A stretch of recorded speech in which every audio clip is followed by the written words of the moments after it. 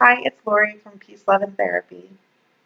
I just wanted to share with you today something that I've observed in my work with transgender clients in particular, I call it the wall. The wall is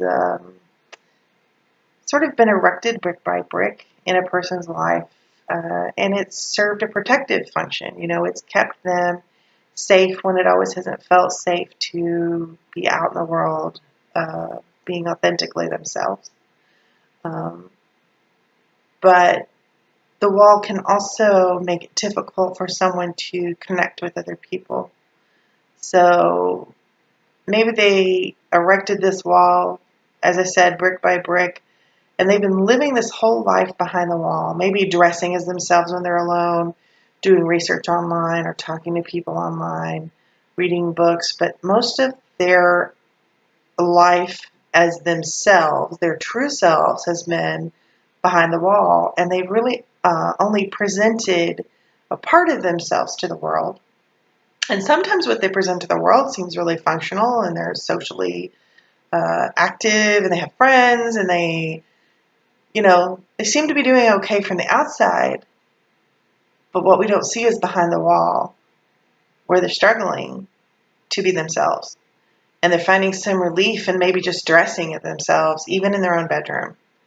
Um, so I think the result, even as someone begins to come out and present as themselves, as the gender that they know they are, to live authentically, is that the wall is still there.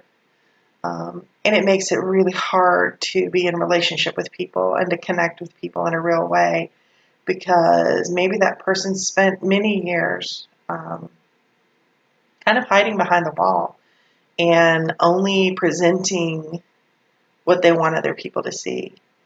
So it's hard to be vulnerable and to be authentic with people and to share your real feelings and to connect in a way on a deep level, because there's so much practice at measuring that out. Um, so I still think the wall is functional for a lot of people, and I don't think that it needs to come tumbling down all at once because it served a purpose.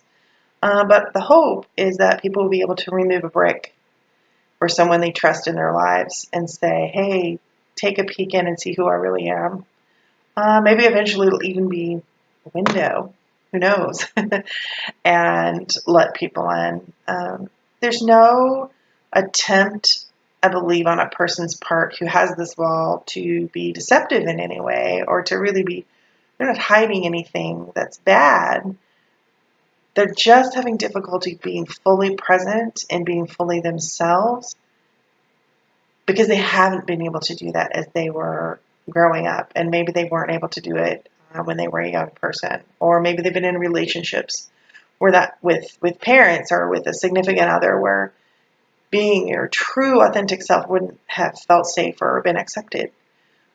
So it takes some time. It certainly takes patience on the part of people around them who really want to be in relationship with them, um, to allow that person to feel safe and to um, have some patience in waiting for them to remove a brick or to let you peek behind the wall a little bit. I've certainly experienced that in my own life. With my spouse, we've known each other almost 45 years now. And there are still times when I have to sort of peek behind the wall or pull out a brick and, that she lets me and look in and say what's really going on. But it's really worth it, because when someone who hasn't been able to be themselves gets validated by another person who says, you know what, I see you, I see the real you, and I care about you, I love you. That's extremely powerful for a person. Um, so I'd love to know what you think about the wall, if it's something that you have experienced, or you've been in a relationship with someone that you feel you've kind of bumped up against the wall, and how you've handled that. Um, I think it's an interesting phenomenon that happens, and I think it's well worth figuring out um, how we can help people connect with others. Connection is everything.